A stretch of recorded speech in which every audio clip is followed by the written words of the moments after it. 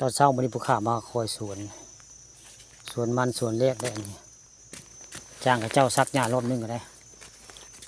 วันนี้ก็เลยมาคอยบึ่งสวนมันอยู่บ้านโคกสาบตำบลนาฐานในสวนมันส่วนนี้ก็ยังบริใส่ปุ๋ยได้แค่ซักหญ้าได้ครับเพื่อก็อยากงามอยู่ได้ขนาดปุ๋ยยังบริใส่ก็ได้เพราะยังโบราณโบสายเนาะใส่ตัวใดก็ได้จ้างเขาเจ้ามาซับหญ้าก็หลายมืออยู่ได้ผู้ข้าจ้างเขาเจ้ามาซับนี่แหละสวนมันผู้ข้าปานคำปลาชมตอนเช้าวันนี้มาสวนได้มาคอยสวนมาเบิ่งสวนเนาะมาคอยสวนมันนี่ก็จะงามอยู่ได้มันนี่ก็ได้ก็จะงามอยู่ได้ปุ๋ยยังบริใส่ได้นี่ก็ไม่ใส่ปุ๋ยสิงามอยู่ดอกยังบ่มีงบประมาณใส่ปุ๋ยดิเงินยังบ่มียังบ่มาไว้ง่ายเงินยังบ่มาก็เลยยังบริใส่แค่ซับหญ้าซื้ออีกนึงกับมันก็บ่เป็นราคาปานใดก็เลยบ่กระตือรือร้นปานใดไว้ง่ายให้มันเป็นราคาอย่าคืออันนี้ปีกายนี่มันก็บ่เป็นราคาปานใดผู้ค้าก็เลยบ่ปานใดไว้ง่าย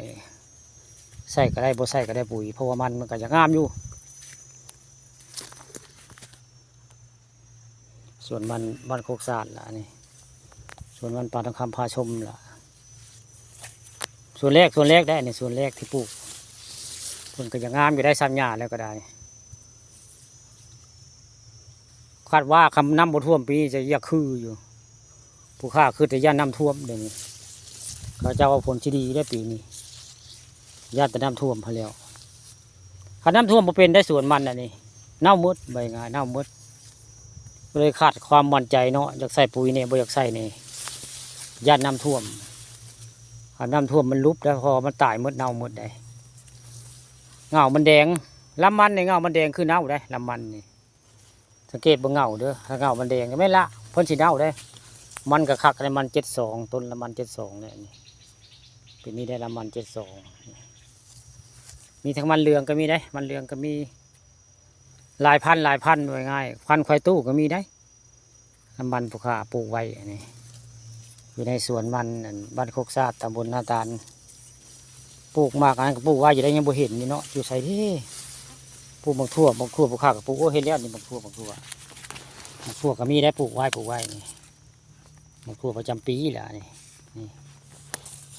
ปลูกทิมไว้ได้พอได้เง่ามาให้มาสวนเนาะ